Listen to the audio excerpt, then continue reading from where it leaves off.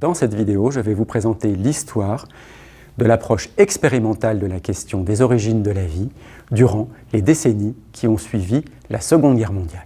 En effet, à partir des années 50, une méthodologie particulière est mise en œuvre pour étudier les origines de la vie. Il s'agit de ce que l'on appellera la chimie prébiotique. En quoi consiste cette chimie prébiotique? Il s'agit d'expériences de chimie qui mettent en œuvre des milieux qui correspondent à ce que l'on sait des conditions primitives ayant existé sur la Terre au moment des origines de la vie. Le premier à se lancer dans ce type d'expérience est Melvin Calvin, qui fut par ailleurs prix Nobel de chimie. Calvin propose une synthèse de matière organique à partir d'une solution de dioxyde de carbone qu'il expose à des rayons gamma et il constate la formation de formaldéhyde. Très clairement, dans cette publication, il annonce qu'il s'agit d'une expérience sur les origines de la vie. Elle est assez fondatrice, puisqu'il s'agit d'une synthèse chimique. Elle respecte ce que Calvin et ses collaborateurs estiment savoir sur les conditions de la Terre primitive. Comme vous le constatez, il s'agit d'une solution de dioxyde de carbone. Calvin et ses collaborateurs considéraient que l'atmosphère primitive contenait du dioxyde de carbone. Cette expérience est souvent passée sous silence du fait du rayonnement qu'eurent les travaux de Urey et Miller sur cette même question des origines de la vie. En effet, en 1952, Urey a proposé que des expériences sur les origines de la vie pourraient être envisagées. Lisons cette citation de Urey. Il me semble que l'expérimentation sur la production de composés organiques à partir de l'eau et du méthane en présence de lumière ultraviolette dont la distribution spectrale est approximativement celle estimée pour la lumière solaire serait des plus profitables.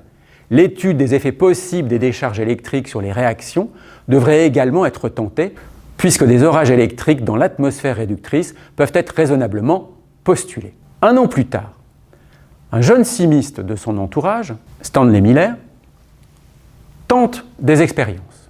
Miller réalise un dispositif dans lequel il peut simuler une atmosphère primitive et également une mer primitive. L'atmosphère se trouve dans le ballon supérieur, la mer dans le ballon inférieur. Vous observez qu'il y a un condenseur qui permet de refroidir les vapeurs et il y a également des électrodes qui permettent de simuler les éclairs. Le ballon contient du méthane, de l'hydrogène, de l'ammoniac et de l'eau et ce mélange est soumis à des décharges électriques pendant une semaine environ.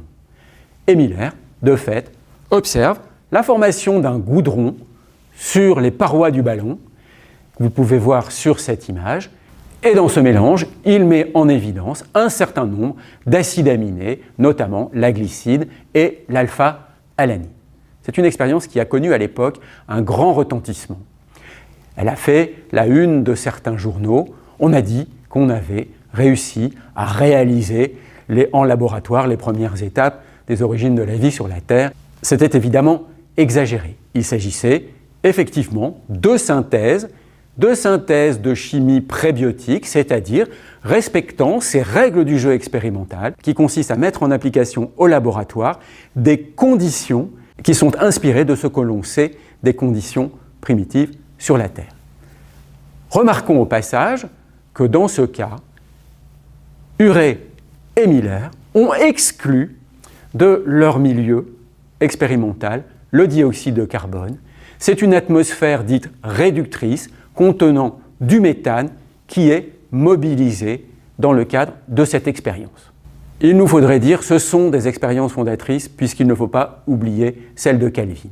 Elles ouvrent la voie à ce nouveau domaine, la chimie prébiotique, et nombre de synthèses vont être réalisées dans les années qui suivent.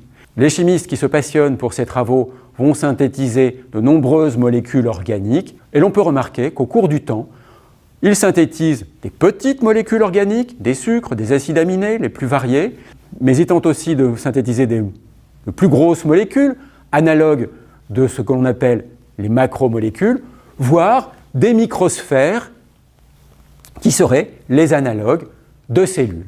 Et l'on peut constater que ces tentatives ont eu lieu progressivement au cours des années 50 et des années 60. Cependant, cette histoire n'est pas isolée. Il faut avoir à l'esprit que nous sommes dans les années 50 et 60, précisément dans la période durant laquelle se développe un domaine scientifique qui va bouleverser la biochimie, qu'on appelle désormais la biologie moléculaire.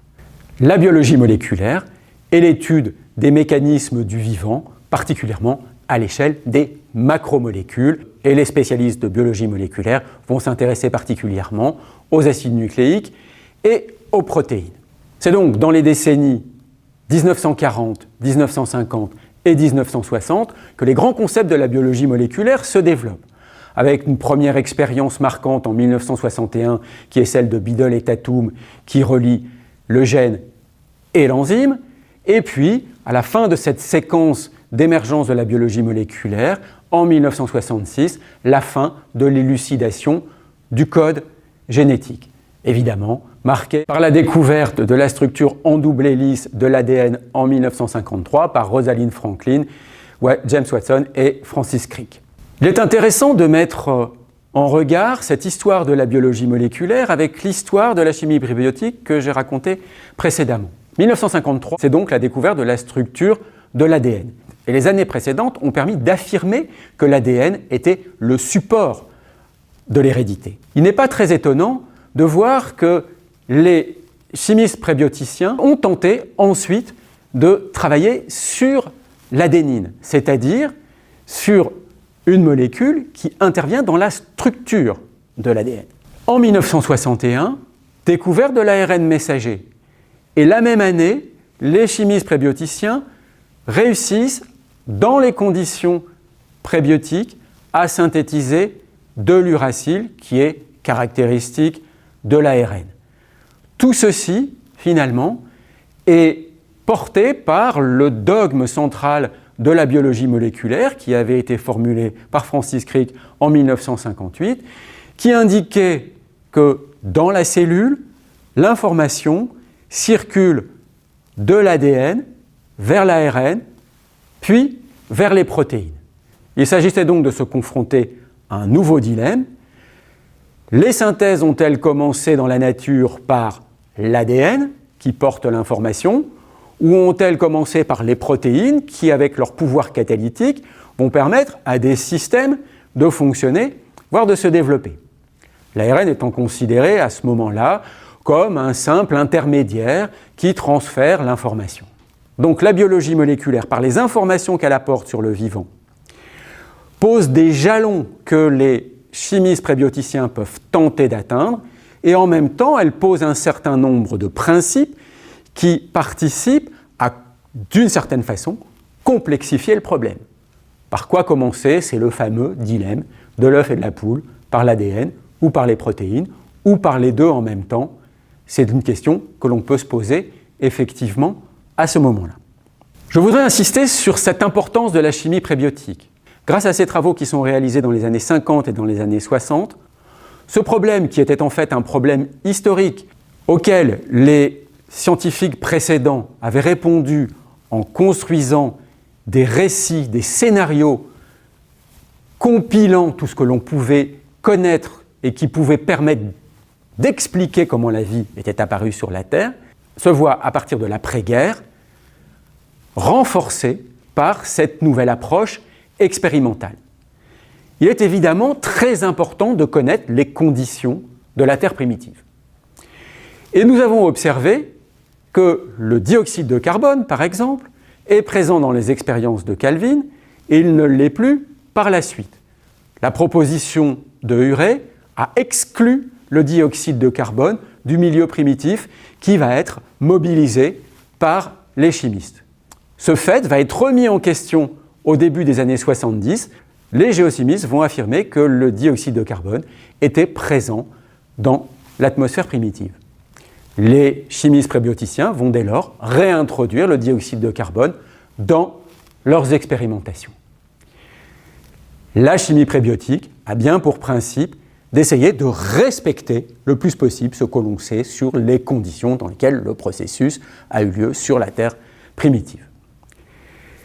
Nous avons constaté aussi une chose importante, ce parallélisme entre le développement de la chimie prébiotique et la biologie moléculaire.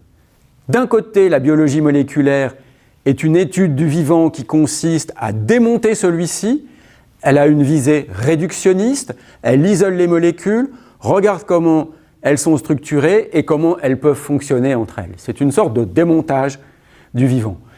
La chimie prébiotique, en fait, procède à l'inverse, profitant des informations que lui livre la biologie moléculaire. Elle essaye de voir comment on peut, dans les conditions primitives, produire ces composés fondamentaux dans l'espoir de les faire fonctionner entre eux et de pouvoir concevoir les processus ayant conduit au vivant. Donc, l'exploration de la question des origines de la vie n'est pas un sujet isolé, mais bien en relation avec d'autres disciplines. Cela va au-delà de la biologie moléculaire. Encore un mot sur la biologie moléculaire. En effet, le début des années 70 a vu la découverte d'une enzyme, la transcriptase inverse, qui permet d'expliquer comment l'information peut remonter de l'ARN à l'ADN et donc contredire le dogme central de Crick. En 1986, une autre découverte importante pour notre sujet a eu lieu. Il s'agit de la découverte des propriétés autocatalytiques de certains ARN. Et là, ces molécules, qui étaient identifiées à des intermédiaires dans le transfert de l'information entre l'ADN et les protéines, se voient cette fois porteuses de deux fonctions, celle d'être le support de l'information, mais elles se voient également dotées de la propriété de catalyse. Elles sont passées d'un statut de simple intermédiaire à celui de molécules clés pouvant à la fois porter l'information et réaliser de la catalyse. Cela a donné une nouvelle théorie formulée par Walter Gilbert, la théorie du monde ARN, formulée la même année, en 1986, et cette théorie est toujours exploitée et discutée aujourd'hui par les spécialistes du domaine. Pour conclure, je voudrais insister sur le caractère interdisciplinaire des travaux sur les origines de la vie. Nous pouvons synthétiser un certain nombre d'idées en nous appuyant sur ce schéma.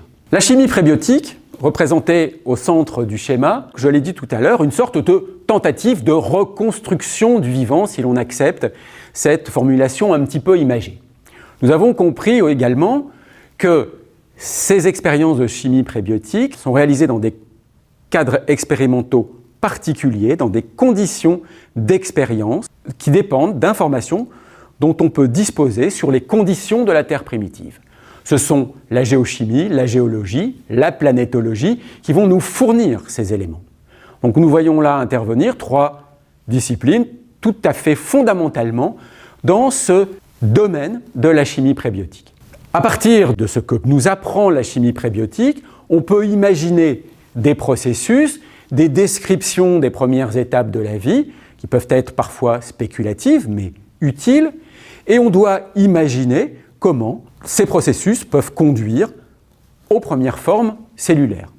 C'est la micropaléontologie, dont je n'ai pas parlé jusqu'à maintenant, qui intervient à ce moment-là et qui nous informe de ce que sont les premiers fossiles les plus anciens que l'on peut trouver sur la Terre.